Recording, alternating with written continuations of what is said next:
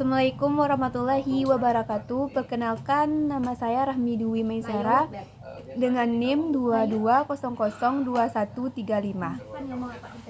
Video kali ini kita akan membahas tentang komunikasi verbal dan komunikasi nonverbal. Komunikasi adalah proses menyampaikan informasi atau pesan yang kita sebut sebagai komunikator atau sumbernya pesan kepada penerima pesan. Secara efektif, apabila setiap orang yang terlibat dalam komunikasi menyerap makna, maka komunikasi atau pesan yang disampaikan diterima dengan baik oleh penerima pesan.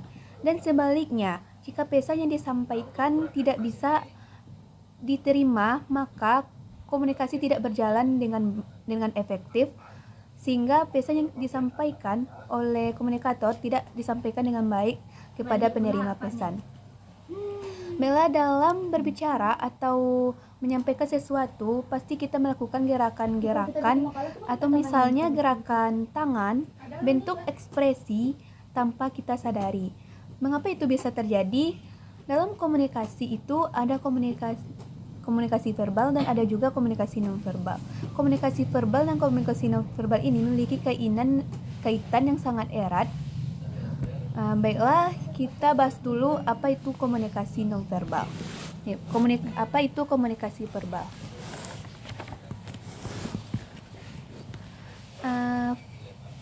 Kata verbal berasal dari kata vers yang artinya kata.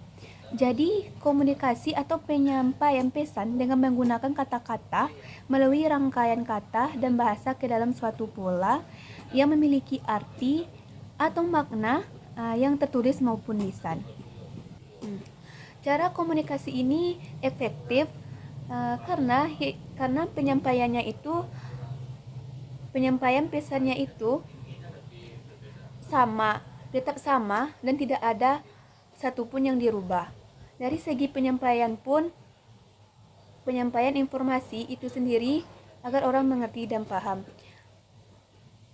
Jadi komunikasi verbal ini jenis komunikasi berdasarkan kata-kata atau bahasa, dan komunikasi verbal ini lebih mudah dimahami dan dimengerti. Yang kedua yaitu komunikasi nonverbal.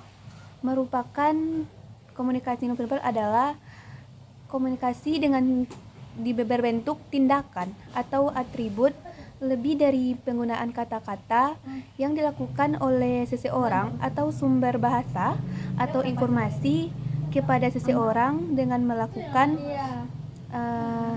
penukaran makna atau penyampaian timbal balik atau umpan balik. Jadi tindakan ada atribut, ada simbol.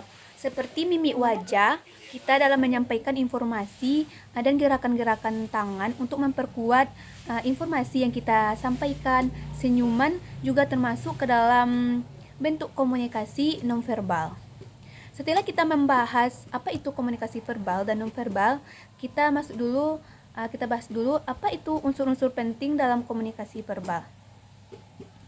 Yang pertama yaitu bahasa. Bahasa pada dasarnya adalah suatu sistem lambang yang memungkinkan orang berbagi informasi atau makna, misalnya dalam bentuk chatan di WA atau pesan, lisan ataupun yang kedua yaitu kata. Kata merupakan unit dari lambang yang melukiskan orang, benda, kejadian atau keadaan. Dua unsur ini merupakan unsur penting dalam komunikasi verbal. Sekarang kita bahas apa-apa saja unsur komunikasi nonverbal. Sebelumnya yang kita bahas tadi, komunikasi nonverbal adalah komunikasi berupa tindakan atau simbol. Unsur-unsurnya adalah yang pertama seperti ekspresi wajah, postur tubuh, gestur, contohnya melambai atau menggeleng. 4. Tatapan mata. 5. Penampilan.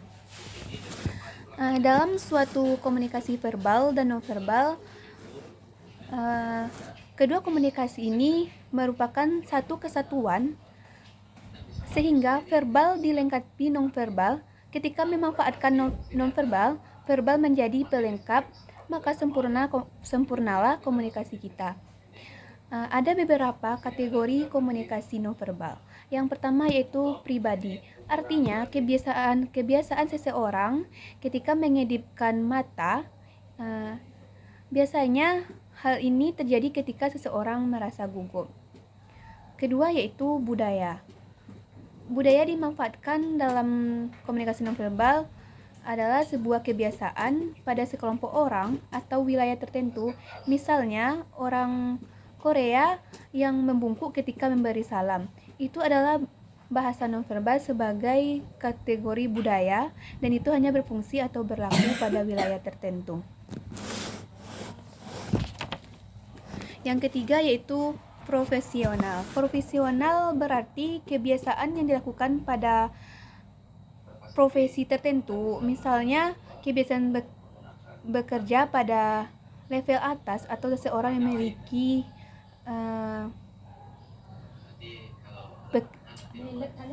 memiliki level di atas seperti dalam berpakaian. Walaupun dia sedang di luar, dia tetap memakai pakaian rapi atau pakaian bekerja. Yang keempat yaitu kebenaran umum. Kebenaran umum artinya misalnya yaitu mengangguk sebagai tanda setuju atau menggeleng sebagai tanda tidak setuju. 5 adalah random. Artinya acak. Misalnya ketika seseorang berbicara kemudian dia bersin, maka tidak merubah pesan atau kata yang dia sampaikan. Setiap nonverbal yang kita gunakan dalam komunikasi verbal memiliki 5 fungsi. Yang pertama yaitu repetisi. Artinya mengulang gagasan atau pesan yang telah disampaikan secara verbal seperti gerakan mengangguk setelah bilang iya.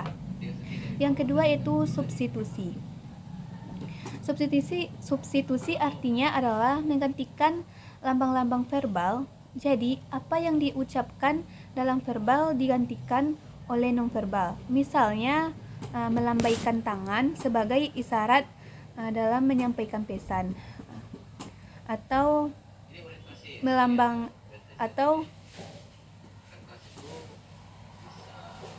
yang ketiga yaitu kontradiksi. Artinya menolak pesan verbal dan memberikan makna lain terhadap pesan. Contohnya memuji tapi mimik wajah mencibir. Yang keempat yaitu komplimen. Artinya melengkapi makna pesan dari bahasa verbal. Misalnya mimik wajah menggambarkan penderitaan yang tidak bisa diungkapkan dengan kata. Yang kelima itu asentuasi. Misalnya Anda mengungkapkan kemarahan. Misalnya seseorang mengungkapkan kemarahan sambil memukul meja atau melampiaskannya ke meja. Ada beberapa bentuk-bentuk komunikasi verbal dalam organisasi. Yang pertama yaitu memberikan informasi terhadap produk seperti iklan atau melalui rapat merupakan bentuk komunikasi verbal dalam organisasi. Ada juga bentuk komunikasi nonverbal dalam organisasi yaitu menyelenggarakan kegiatan-kegiatan seperti promosi atau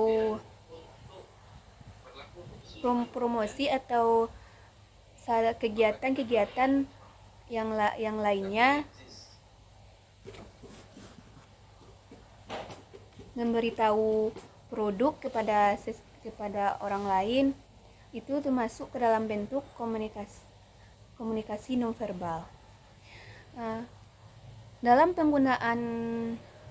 Dalam berkomunikasi kita harus tahu di mana kita pakai atau kita letakkan, mana kita harus memakai komunikasi nonverbal, di mana kita bisa menggunakan komunikasi verbal.